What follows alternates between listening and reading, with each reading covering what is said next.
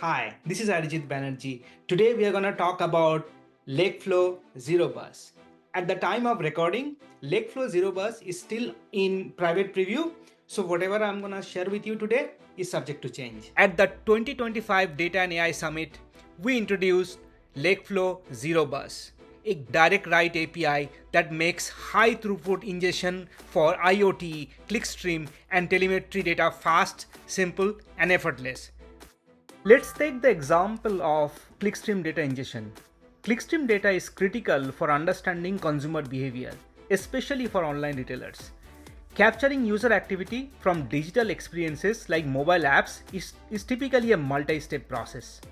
First, the mobile apps send events to a capture endpoint. Let's call it a gateway service.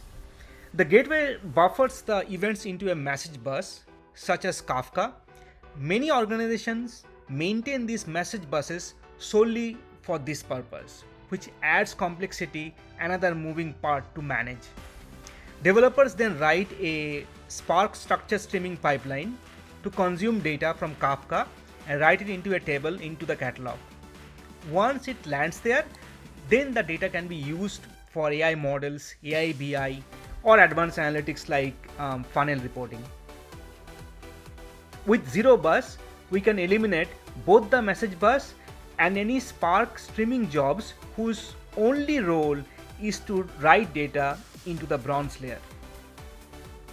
Zerobus uses protobuf over gRPC to deliver both consistency and high performance, with ingestion rates up to 100 MB per second per channel. Next, we will see this in action.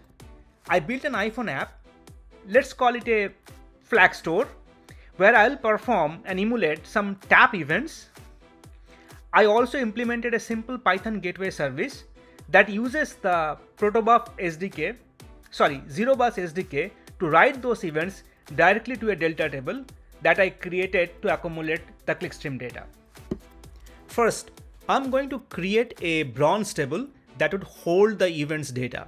The schema of the table includes device, event, and user IDs along with the IDs of the product that are being clicked. I'll run a select just to make sure there is no data in the table.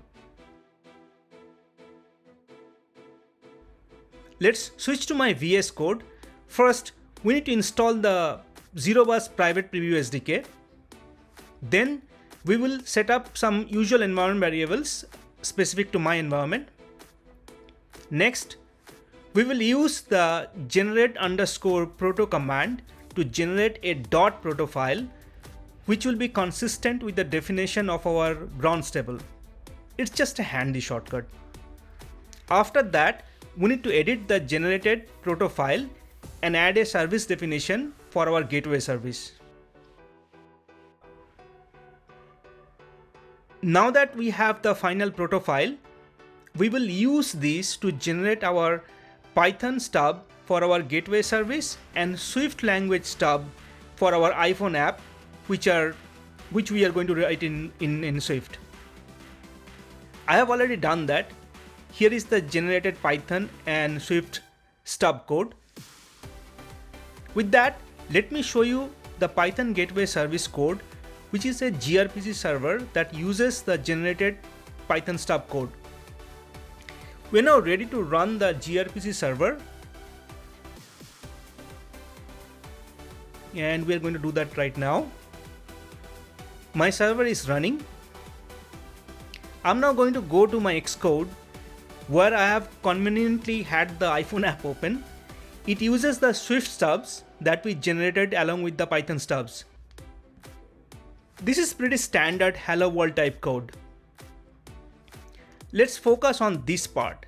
The for loop dynamically creates a few buttons with country flag images.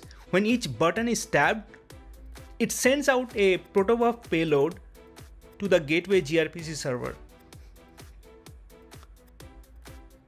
Let me run my iPhone app, which will run in a simulator.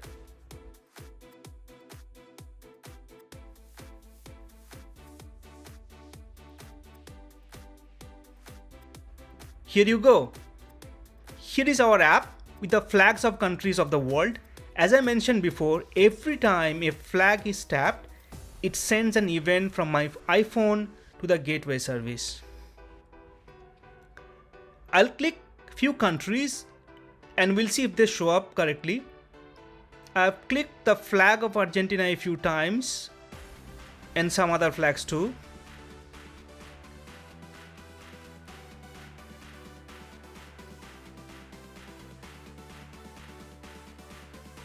We are now back to our notebook to query the bronze table, which was previously empty, as we have seen.